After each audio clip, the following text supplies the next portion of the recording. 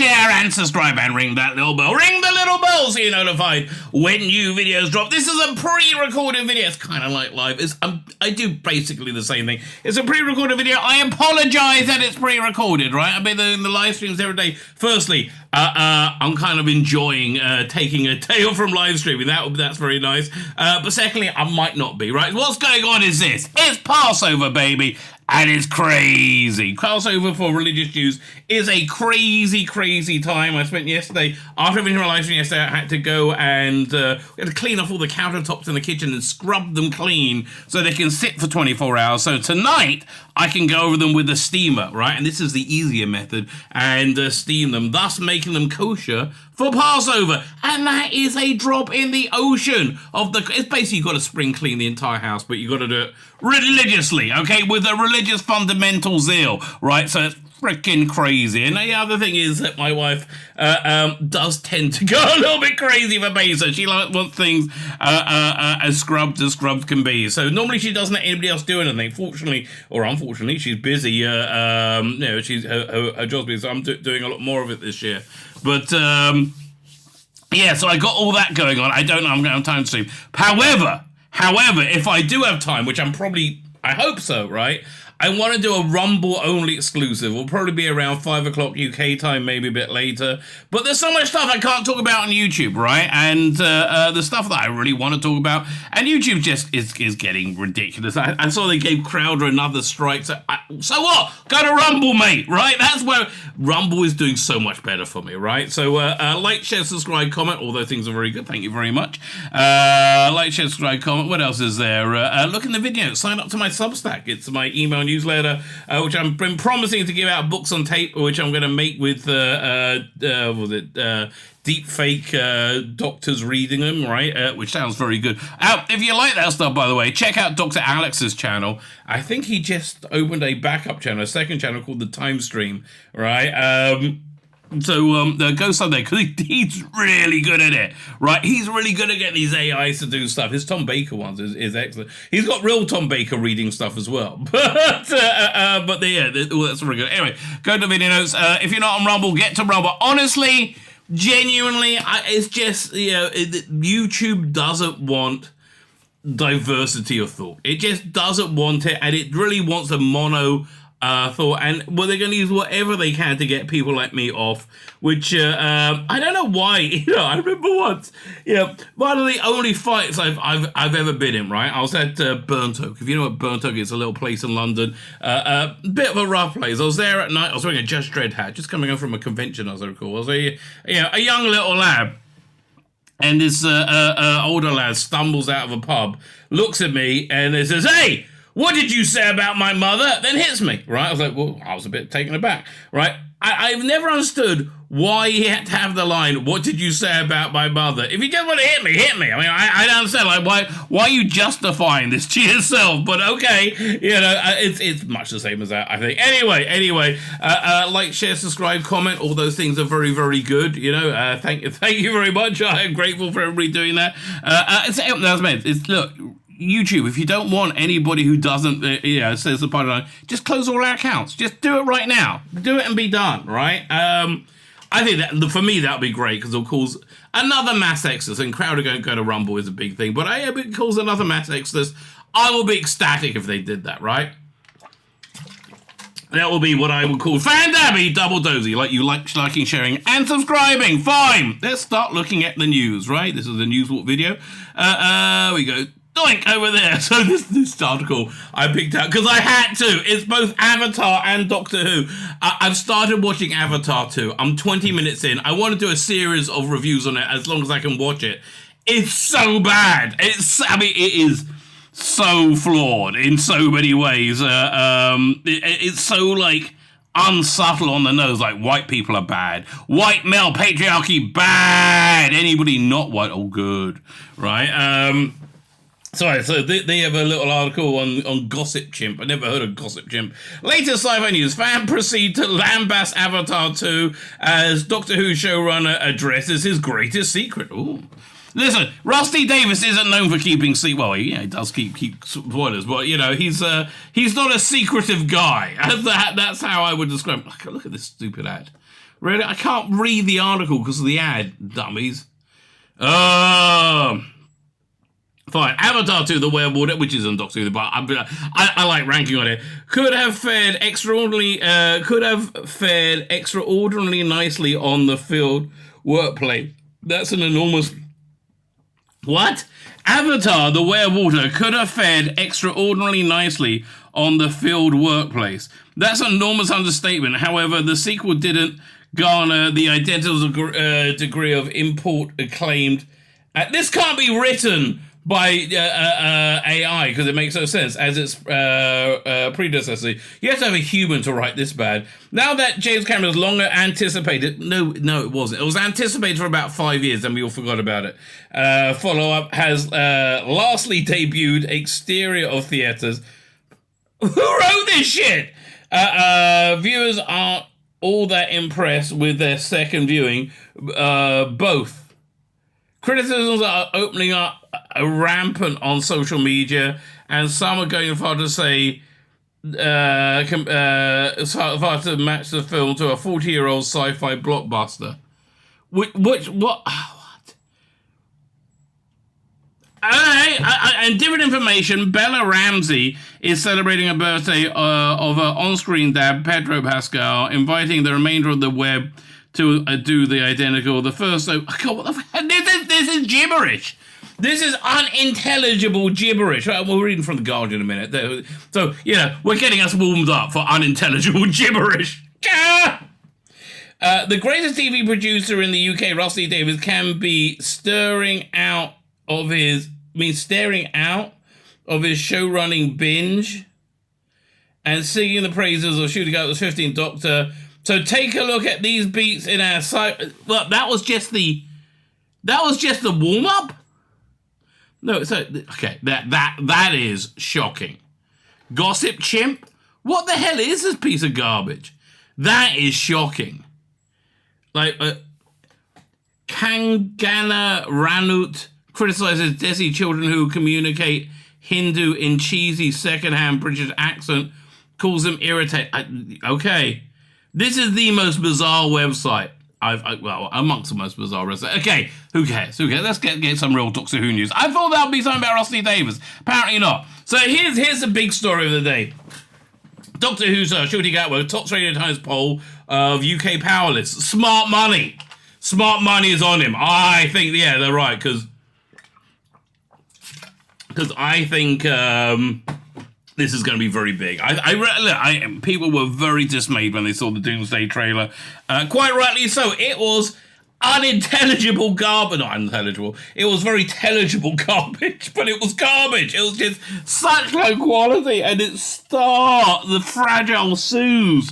So terrifying. Like, okay, everybody legitimately criticized the trailer because it was genuinely awful, right? It just was low quality. On every level, her acting, the script, the special effects, the green screen, it was low quality in every way, right? Okay, the acting wasn't great, but what did she know? Like, I didn't really mind her. It's like she got a job to read the script and she did it. But then she went onto Twitter and had this meltdown when people said, "Oh, this is shit." Said, "Oh, you toxic man, mess with misogyny." That's when I saw her Twitter account, and she is like, but beloved by the lefty lovers that control reality. It's funny. John Dorney, and again, very talented guy, writes a lot for Big Finish, good actor, generally speaking, good guy. Such a lovey. Such an actor lovey. And I don't know why, right? Twice I've had this stuff on my Twitter feed, right? It was attacking anybody who's criticizing the Tuesday trailer. Said, oh, she's cleverer than you, Suze, whatever her name is. She's cleverer than you, and you will lose. No, she's not, and she didn't. And she lost horribly, right? So, I had a bit of back and forth about him. Then I saw yesterday, he had a Twitter thing. It's still so funny. He was attacking an article in The Telegraph. saying that the entertainment industry is filled with the monoculture. So the latest alt-right nonsense that's spinning. It's a monoculture. Nobody says anything different. And then in the next tweet, connect to that one, he said, and good luck trying to find anybody not left-wing in the entertainment industry. Well, you just contradicted yourself, so I replied to him. You know, good when he says, good luck trying to find anybody else in the entertainment industry who's not left-wing. Do you think this is a sign that you are a complete political intolerance? And could that be connected with the massive drop in viewership of the last few years? When I say could, it means it is. But the smart money is the power of this, because I think this is going to be very good, right? I think this is very good. I think Doctor Who is in a place with the normies that Star Trek and Star Wars isn't, right? Both Star Trek and Star Wars right now, I think, are putting out very solid, decent content. I mean, in the case of Star Trek, the best thing they've ever done. I mean, Picard is literally the best thing they've ever, season 3, literally the best thing they've ever done. I don't call it season 3, I call it the final season, because I don't want to, acknowledge the first 2 seasons. Although it's not like that ran away from the first 2 seasons, right? It just made them better retroactively, weirdly. But don't bother watching them, okay? Don't bother watching them. Fine. So but people know that Star Trek is shit, essentially, and Star Wars is shit. So we see the quite good stuff that's being put out. Mandalorian, I'm firmly enjoying that, right? I love that. Picard, it's getting terrible, terrible ratings. Why? Because you trained the normies that it's shit. That's what you did with Jodie Whittaker, right? That was the really the tragedy of Chris Chibnall. And it really is the tragedy of Chris Chibnall. The better his work got, and it never became good. It never became what I would call professional, right? The better his work got, the more it got dumped on by the press and the media. Because why? They weren't commenting on Flux or the specials. They were commenting on how shit seasons 11 and 12 was, right? That's what was really going on. Oh, man, I'm thirsty. You know why I'm thirsty? I'll tell you why I'm thirsty. Another thing with Passover, right? You got to get rid of all your leaven. So we got all this stuff we're just trying to eat and get rid of. Like these, so we got these croutons which I was eating. I think it was very spicy. I've been like, ever since. You just eat so much junk. Oh. There is a commandment that if somebody wants to convert to Judaism, you have to try and dissuade them. I'm like, oh boy, that is no problem, right? Hey, do you like bacon? Well, maybe you don't want to convert to Judaism. Bacon's awesome. I just want everybody to know, whenever you eat bacon, if you're not Jewish, you eat bacon, you should enjoy that because it's so good. It's so good. Oh, man, I miss bacon. And still, how many years have I been religious now? I got religious when I was 19, so like a good 30 years. I still miss bacon. That's pretty good. Anyway, so, look, they've trained the normies that the Star Wars and Star Trek are awful, and they're no good. Honestly, I think fandom acts like a sheepdog for the normies, right? Doctor Who isn't so tainted. It is tainted in England. That's certainly true, right? But I think they can bounce back pretty darn quickly with one good episode, right? I think the anniversary 3-parter will be Jodie will be completely forgotten, right? That absolutely disastrous Doctor. I think it will be completely forgotten within 3 episodes, right? But internationally, it's not. Because people didn't really watch Jodie's Doctor Who, whereas Doctor Who internationally isn't as huge as Star Wars, as Star Trek. But anyway, this is Disney's last great hope, and it will probably fail without Rusty Davies, who I think is really firmly in the middle, right? I think he's really firmly has a foot in both worlds, like a one world where he wants to entertain people, like, and he understands humanity and he likes human beings, which I don't think you can say that about most of people working in the entertainment industry. They just seem to be very weird, evil people, right? And also he's very into the causes of the day, the causes du jour. But people keep saying, will it be woke, right? Will the upcoming Doctor Who be woke? So this article, for example, would indicate trans actor Pete McHale joins Ncuti Gatwa in upcoming Doctor Who season, right? So it's will it be woke? I feel it's somewhat like Jeremy Corbyn and me. I was saying this on live stream last night. Jeremy Corbyn, I didn't like a lot. I think he was anti-Semitic, right? I think it was actually all the anti-Semitism. Anyway, the media didn't like him at all because I think he represented a significant danger to the power of the status quo. All right, and I really do, and I like that he spoke like a human being. I was just bummed he never got over his anti-Semitism. All right, but I think he represented a real, genuine danger to the power of the status quo, and so they disingenuously attacked him, but with anti-Semitism and calling him anti-Semitic. Now, yes, it turned out he actually is anti-Semitic. Yes, that's a fact. But they couldn't give a shit, right? They couldn't give a shit at all that it was anti-Semitic. It just happened that me and the gutter press, which is all of them, our goals kind of aligned for a minute. So I think the same thing Rusty Davis and the LGBTQ plus causes of the world, right? I think I think it's very important to him that I think he feels that the gay community was horribly put in a box and abused in the 80s and the 90s, and they had to fight against that. And he's like got that never again attitude, right? We are never again gonna let anybody do that to us. And good for him. Listen, as a Jew, I totally understand that. I do feel that cause has been usurped somewhat into he had a column in Doctor Who magazine, which is wonderful, a wonderfully written column, right, where he's talking about needing silver body spray. Not for him, for Julie Gardner. Long story, right? So he calls up a drag queen that he knows. He says, "Oh, I have the lovely story of how I met him." Right? They were filming something with Rose and the Christopher Eccleston season, right? And it was raining. He went into a gay club and he met him and had sex and came out, which is fine. Okay, that sounds super fun if you're gay, right? Super fun. And look, I'm not dissing anyone. I'm talking about my own personal worldview, right? My own personal worldview is that will not ultimately lead you to a fulfilled and happy life, right?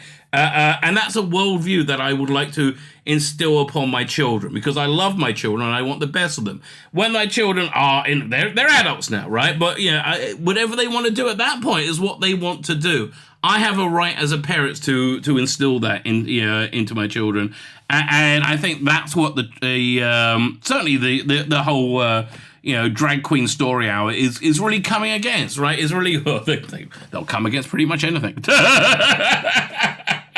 But so that's where I think he is. Will it be woke?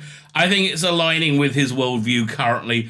The tenets of wokedom change because it's the definition I really like is it's a mindless adherence to the social media algorithms, right? Of idea of what is good and what isn't. The other which it was somebody commented on. They referred the one I was using was the uncomfortable platforming of ideology in an existent something with an existent successful fan base, right?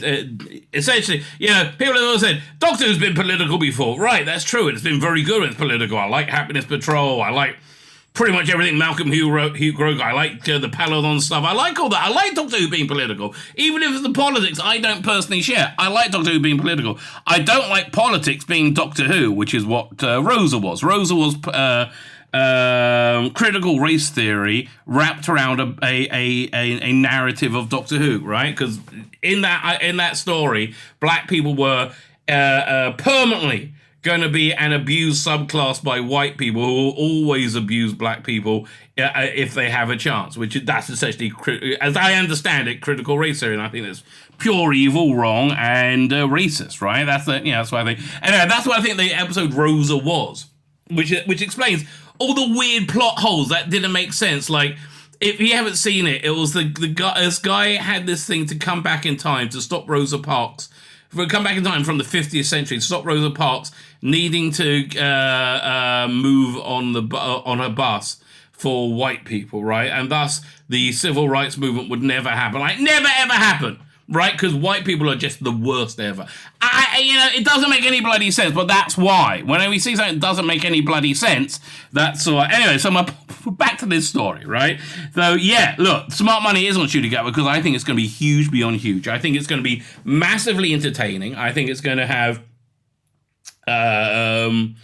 gay people in it. I think it's going to have trans people in it. And I think it's still going to be massively entertaining with real characters that you care about.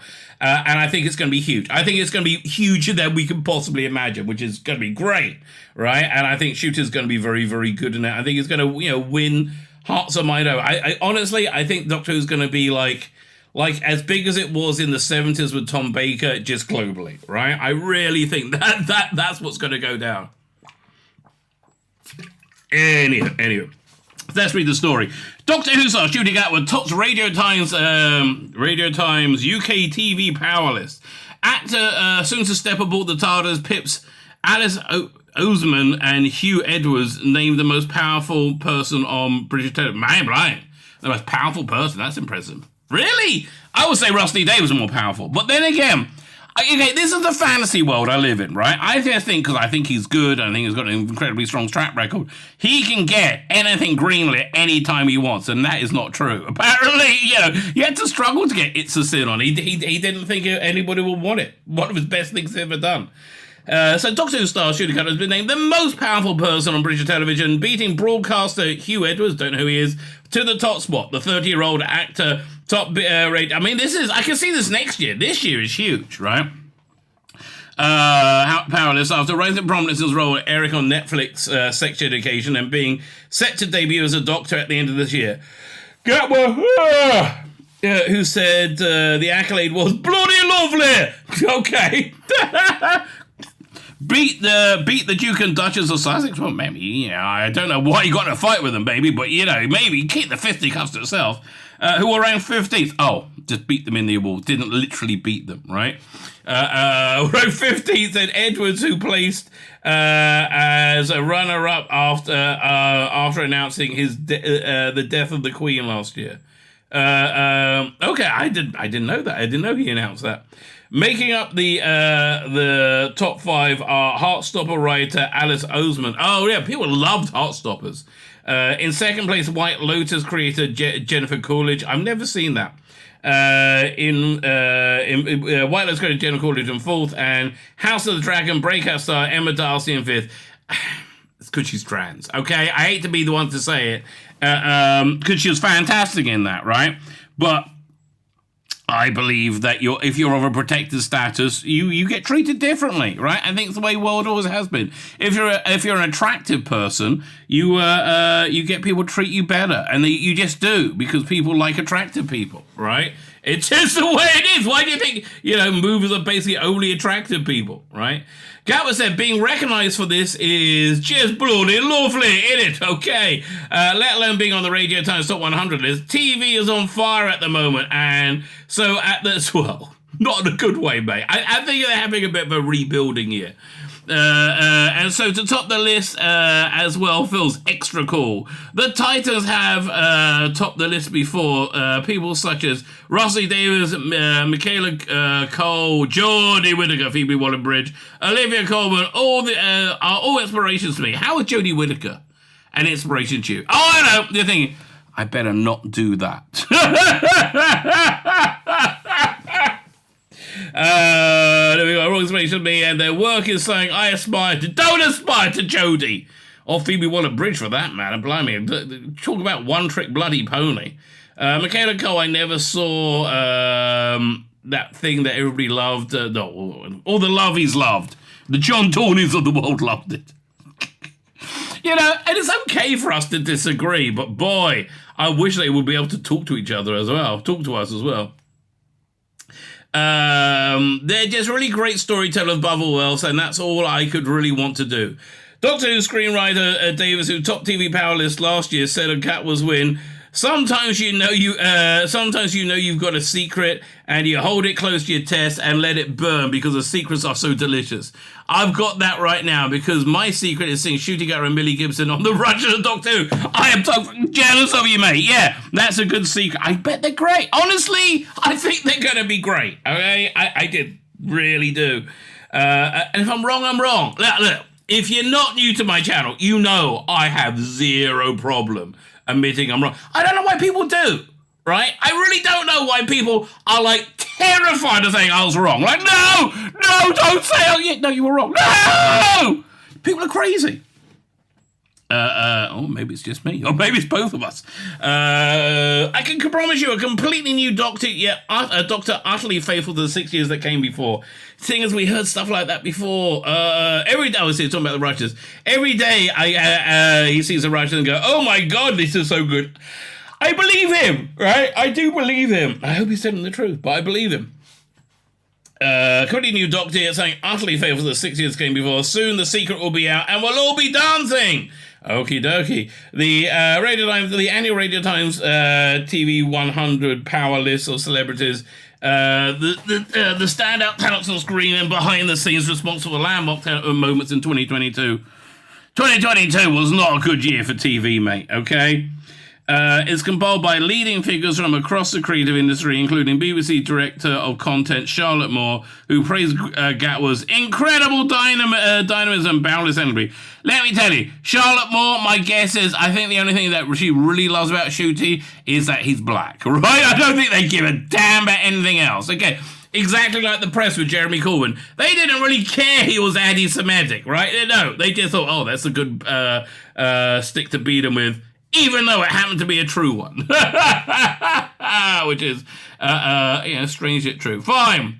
So let's look at roughly the same article from Bleeding Cool. It will be, hopefully have a more of a genre-centric take. Genre-centric take. Doctor Who showrunner praises what Davis really likes what they're seeing with the, really in capitals, new series 14 cast members were confirmed. Oh yeah, there is a bit of news there.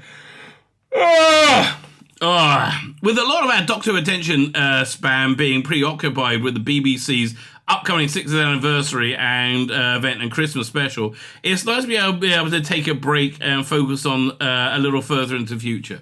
That's where my eyes have been pretty solidly, right?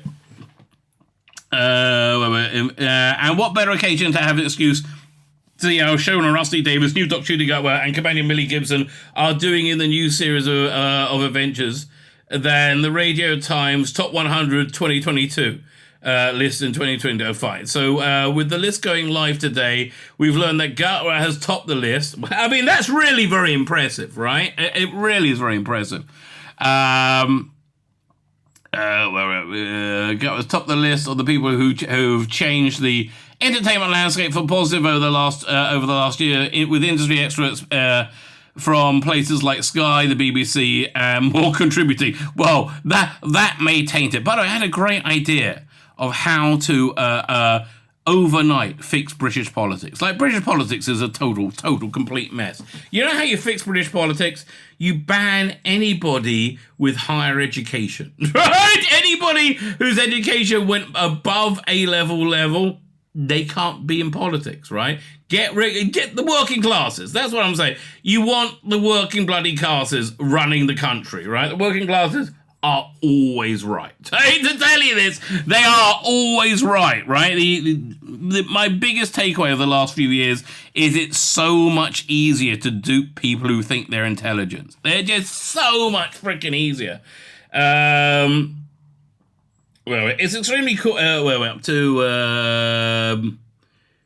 Being being recognised. Okay, fine. Bloody lovely, isn't it? Fine. Blah blah blah. It's an extremely cool company to keep. He says the Titans. Okay, blah blah blah. We've read all this. Great storytellers. As for Dailies, ranked 65 this year. How? How's he 65? The showrunner used his time congratulating him on the honour to make sure that Doctor Who fans know just how much they're going to love Gatwa bringing the long-running what Gatwa's bringing to the long-running franchise. Fine, so it's basically the same thing. You got a secret so delicious. Yes, we really want to see a bit of Ncuti, mate, right? Ncuti is an incredible dynamism. He's a striking and fearless actor, says Charlotte Moore, whose talent and energy are boundless. From what I've seen so far, no spoilers. Oh, fuck off. That Charlotte Moore gets spoilers just annoys me. He's going to set the world alight and take Doctor Who to an extraordinary adventures when he takes charge of the TARDIS. I do think so. I think he's going to be way bigger than David Tennant, right? I really, genuinely do. So 6 of season 4 and casting update along with Gemma Redgrave. Sorry, didn't say Gemma Redgrave. Nurian Bernard. Jack Forsyth Noble. Will. What? Wait, who's Will? I don't know, Jack Forsyth Noble. Doctor Who Magazine also complained that Bahav Joshi, wedding season, Lead There Lone, Traces, Pete McHale, Gangs of London, Miles Yakini, Slow Horses, and Hemi Yoraham, Mamma Mia have joined the cast. Well, I guess they had to have a few people in it. That makes sense. But yeah, listen, again, will it be woke? I think, woke is kind of dovetailing in with Russell T Davies. Will it be good? I think so. I do think so, right? I don't know. So here's a funny thing. I saw this a couple of days ago. No, I'm recording this on April 3rd, so it was April 1st. Henry Cavill and Doctor Who's April Fool's prank gets fans excited. Yes. I won't go through the whole thing. It's basically Doctor Who TV. I can't remember. They put out this rumour. Not this rumour. They put out this fake story. Did you see my fake story, by the way? Go check it out. It's fun. It's one of my YouTube thoughts. More exciting news today. Henry Cavill will be joining the cast of Doctor Who as the new Master. I don't really like that casting, to be honest with you, but people thought it was real, and they got very, very, very excited. Shall we see what the replies were?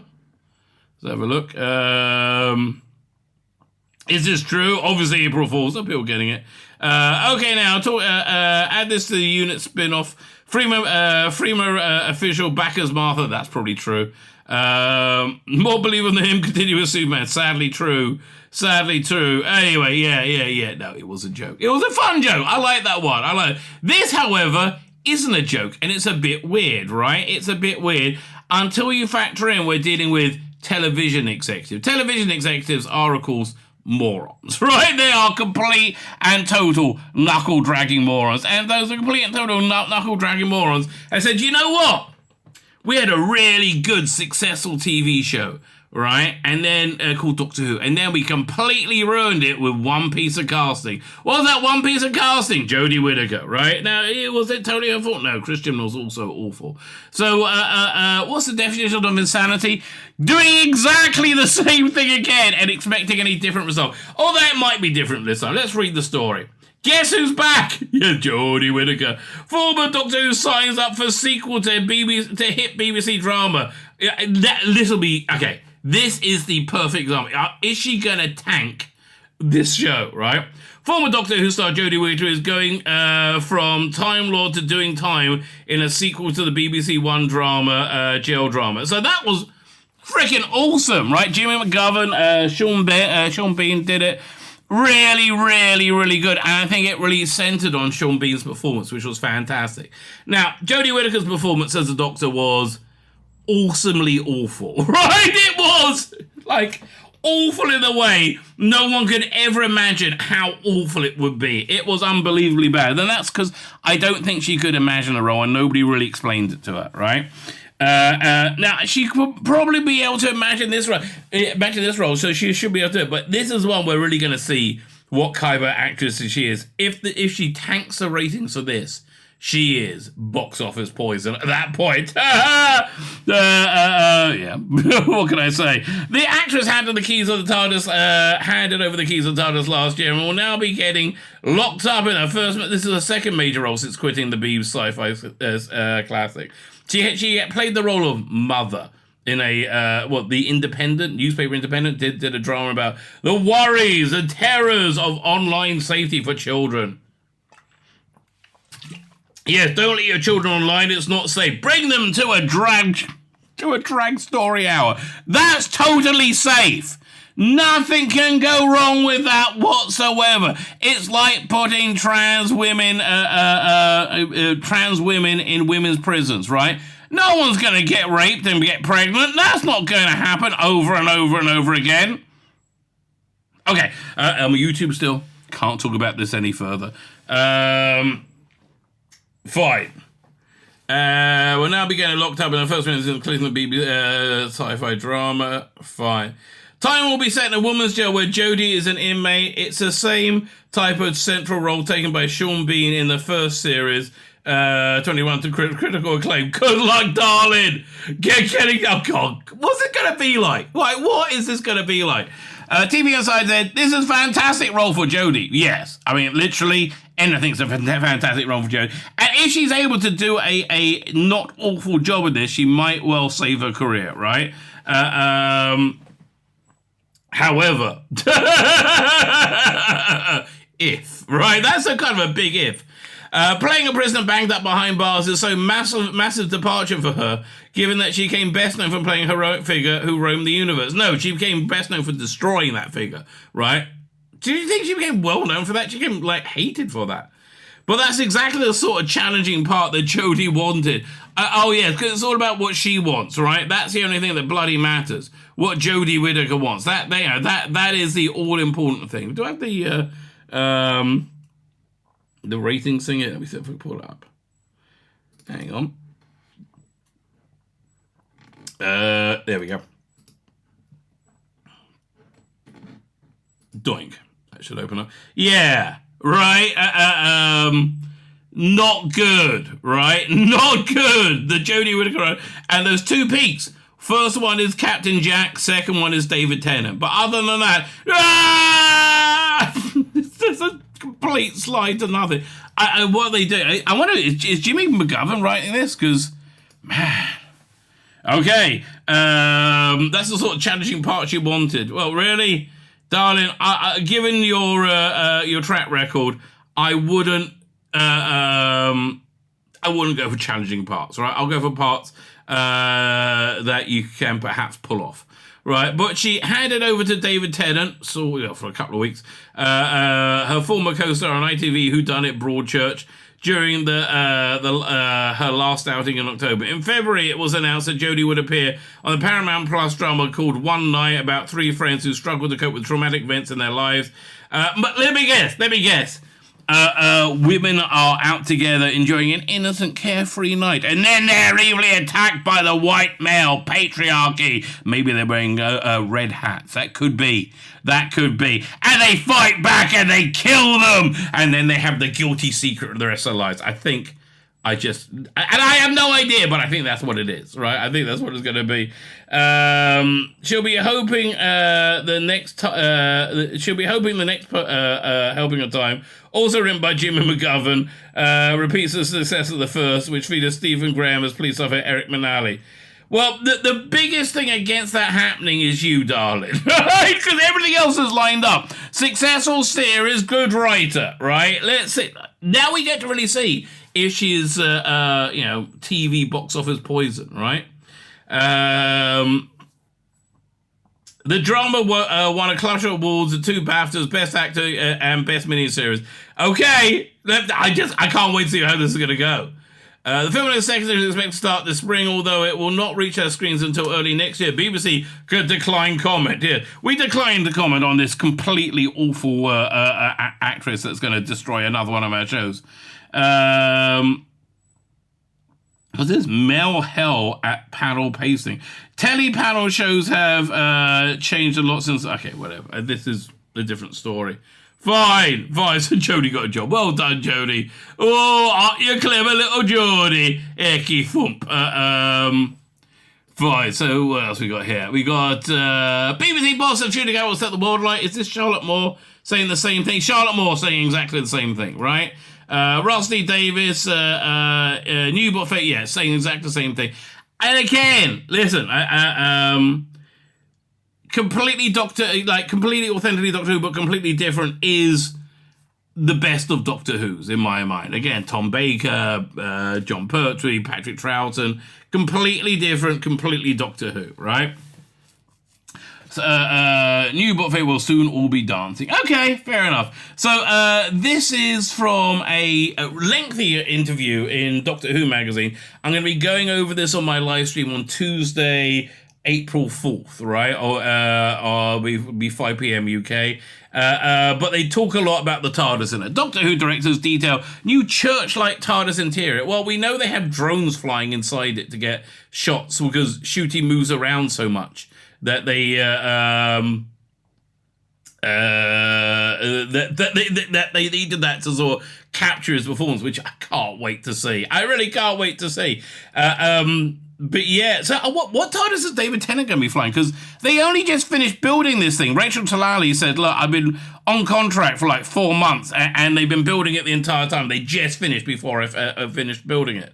That probably doesn't mean, the detailed church-like TARDIS interior, that probably doesn't mean stained glass windows, sadly. Well, there was a big finished cover that had the stained glass windows. Doctor's embarking new era, blah, blah, blah, Rusty Davis, Disney+. That means we're getting a brand new TARDIS interior, and we're hoping it's going to look better thanks to the bigger budget. I'm sure it is, right? I'm sure it is. While the new TARDIS design is kept under wraps for now, 3 directors have been working on it. So one says, oh my gosh, it's enormous. Said no one to me ever. I mean, it's absolutely beautiful. Said no one to me ever.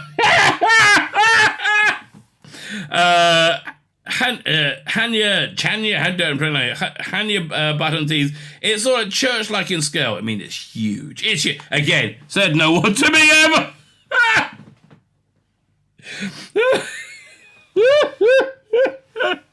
Man, yeah, let's just keep moving forward, as I've said often. It's sort of a church-like in scale, and yet it's also intimate space that takes you from one place to another, to an even larger, wider world. A returning director, Rachel Talley, added that Doctor Who took a whopping 4 months to build. Took 4 months to build. Yeah, her entire contract, right? And they've talked this thing up so much. They said, yeah, look, this is impossible. This can't work. This is so much. And they're like, well, this is so good. I can't wait to see it, mate. Okay? This is the things I'm talking about. This is why I can't wait to see it. My director and photographer and I were having this conversation about how to like the roundels. Roundels are back, baby! Roundels are back! And things like that. And I kept thinking, it will never be ready in time. So the fact in the last couple of days of my contract, we finally got in there. Amazing. I mean, they could have done it on green screen, I guess. I don't know, for Tennant's TARDIS. I mean, so much detail and love, which is probably why in the comic strip, Liberation of the Daleks, they're still in the Jodie TARDIS. I think they're probably going to reveal that probably in issue 13, episode 13. So much detail and love and thought has gone into it. Tom Kingsley added, you can point the camera anywhere and it looks amazing. Said no one to me ever. We don't know how long Russell Davis intends to remain the showrunner. A long time. But we hope he finally gets Edgar Wright to direct an episode. Well, me too. I do hope he gets Edgar Wright to direct an episode. The only other bit of news is Christopher Eccleston saying it'll be impossible to become an actor today because I'm not even reading it. It's probably like some working class project has been cut. The funding has been cut. And he says, I wouldn't be able to become an actor. So you find a different way. Essentially, yeah, you find a different way. If you want to be, if you need to do it, you'll end up doing it. And Chris, you don't seem so opposed to capitalism when you're charging $100 for a signature, which is your right to do, right? And it's your right to be a hypocrite too, absolutely, and not to realise you're being a hypocrite. Quite like your Doctor Who, don't get me wrong, but mate, don't get me wrong. When I look at English politics, as I said, the way to fix it, remove anybody with a college degree. Out, right? That's just a great way of fixing it right there. He's got this insanity, which I think a lot of the actor lovies do, that the right-wing party, the Tories, the Conservative party, are pure evil, pure unremitting evil, which they probably are, right? I'm not going to say they're not. They probably are. But the Labour are good, virtuous people. That's the left-wing party, the English Democrats. You're out your fucking mind, mate. What that? No, they're all awful. Don't think that your side is better than their side. It's not. They're just wonderfully incompetent in other way. And I will point out, yes, Jeremy Corbyn and the Momentum movement party, whatever, that took over Labour, destroyed Labour because they were anti-Semites, right? They were anti-Semite socialists, right? So really, there's no political high horse to get on, right? And that's with completely agreeing with you that Boris Johnson and Rishi Sunak are pure evil. I agree. Yes. Why? Because I can see, right? I can see. They're not hiding, right? They genuinely are. So, that's that for you. But hey, Chris, may I just say, cheer up, mate. It's not so bad. It's a nicer day. Shut up in your face. Fine. That's me wrapping up for now. Join me back probably around 5 o'clock on Rumble exclusive. Where I can talk freely. There's a lot of stuff I really love to talk about, which I absolutely am prohibited from doing so on YouTube. So to a Rumble I go, baby. To Rumble I go. Have yourself an awesome day.